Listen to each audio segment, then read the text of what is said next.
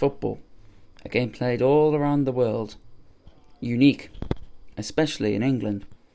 Split into 4 divisions of professional football: the Premier League, Championship, League One and League Two. But it's a non-league football that keeps the country going, where most volunteers are found. And we're at one club in particular. Well, here it is. Non-league football for you. I'm here at Whitley Bay Football Club, step 5 of English non-league football. This club has a good record in the FA Vase. It was actually the first non-league club to play at the new Wembley. It's been one of the best amateur teams in the country in the 60s, and it's been going since 1950 as Whitley Bay Athletic. And I'm here outside to get a better intel of what it's like to be at Whitley Bay. Well, a lot of effort from people who give a lot of time, voluntary, and that's from the boardroom right down to the supporters club. It's great, yeah, the people are great. You get welcomed straight away. When I say people, I don't just mean people at the club, who are fantastic by the way, but people around the place, you know, the fans that get to watch, the in the area, you know, you get stopped in the street and people talk to you and ask about the club, you know, so yeah, it's a lovely place to be. Davey looks after the ground, we've got bar staff. It's a very hard business to run, particularly obviously given the circumstances with COVID at the moment. Obviously it doesn't exist at the moment, with no football being played. The bar's not really open, so everything really at the club is being done with as much effort as possible from volunteers. So, it seems like Whitley Bay is a good environment to be around. However, it's Whitley Bay, it's a non-league football team. There's no such thing as a transfer window here. So, players can move whenever they want. Like player Jamie Dunn. Just last season actually, writing with Tony the season before. So this is my first season with the first team, but I did play here at junior level when I was younger, so I've kind of always had a bit of a connection with the club. Coming to Whitley Bay was always something I wanted to do, you know. I've been a fan for all my life, really love Whitley Bay. So when the opportunity come up to become a manager club, it was a no-brainer. And then getting to work alongside Derek is fantastic. I learn every week. Well, I've been chairman here going on 21 years now, so Whitley's obviously, you know, we try and be as professional as we can as a football club. We've got fairly good facilities here and we try and protect those and grow them. We've got a new training facility which is about 3 or 4 years old. Well, even knowing these turnstiles have been shot, for most professional teams, non-league teams have been able to get around about 150 to 300 fans in. Some players and coaches have been here since lockdown and some have been here for a long time.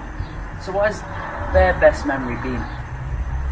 It was a bit weird coming in at the beginning of COVID, really, so we couldn't train properly. We were in groups of 6, you know, and then eventually that got into a little bit more, and it was a case of putting a squad together with some ins and outs, you know, so it was quite a fresh start to it. The lads that have come in, they really enjoy working with them. They're good, they're a good laugh, they're respectful, they work hard, you know, and some of the traits that we look for in players. So yeah, really good to be around. In terms of attendance, this season's been 300, and some of the games it was disappointing because big fixtures, especially against sort of Blythe Spartans, we would have had more.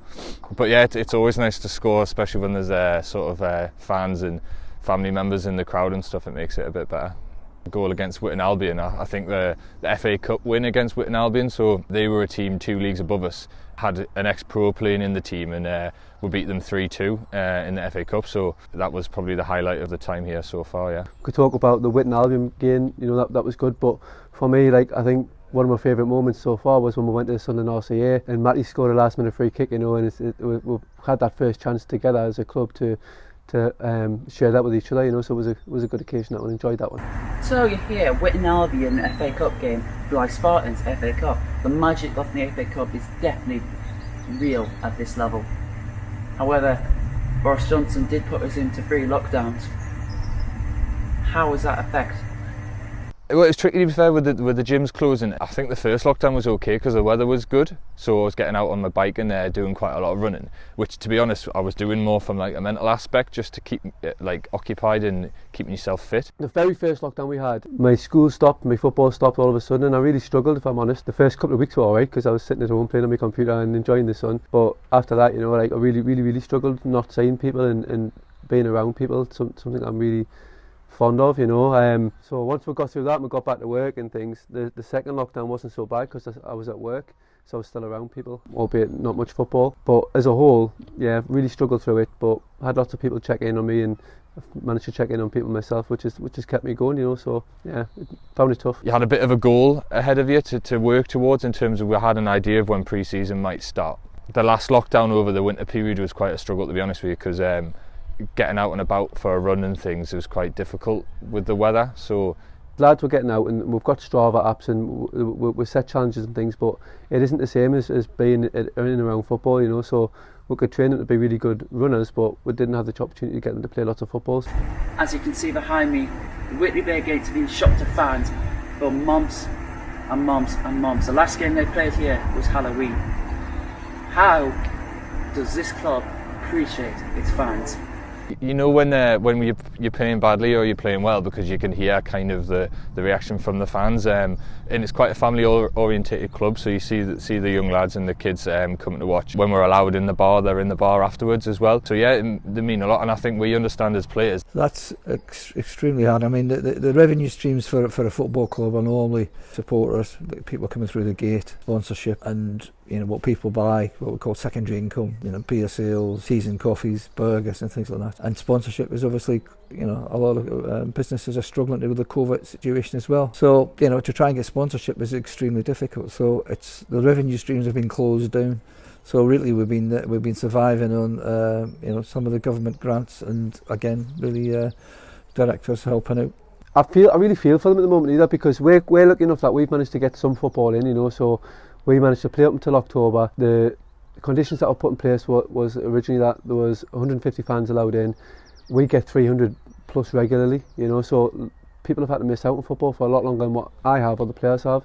So it's a bit unfortunate for them, so when they do come back, it's going to be great watching them around the ground and having them there to cheer the team on. Yeah, it's important that they are valued, and they are valued. And I think that's what, to be honest, fans don't realise that how much work goes on behind, and how much time people put in. It's never seen. A lot of the directors put a lot of money, work in. A lot of the committee put a lot of time in as well, and that's never really seen. So the club's had a really good past, had a really good present. It's actually been on a 6-game unbeaten streak before football stopped. However, this is where the next generation of Whitley Bay players come. Froxham is the home of the youth setup of Whitley Bay Football Club. So what do the players, staff and managers have to say about the future?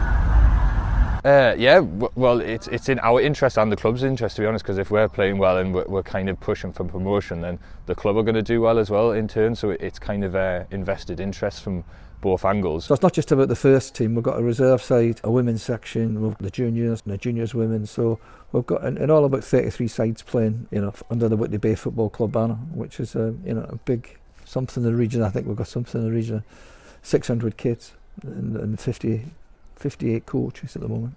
And there's been quite a few lads that have been training with the reserves, because they've still got a cup competition at the moment, so it's quite nice to have that link between, and if some of our lads needs games, they can drop down, and if there's some lads that are performing well, then they can step up, which is how it should be, in my opinion. A development club as such, there does come a point in every development club when lads get older, they start getting a little bit more serious about the football and start dripping into the reserves and things.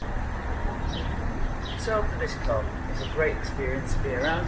It's really good for the fans, lots of great memories in the FA Cup, and a clear plan for a youth setup and a good structure for the future. This club wants to be back where it belongs, as high in the non-league pyramid as can possibly be. I hope that all non-league teams can do the same. Non-league football can be brought back on the English map again.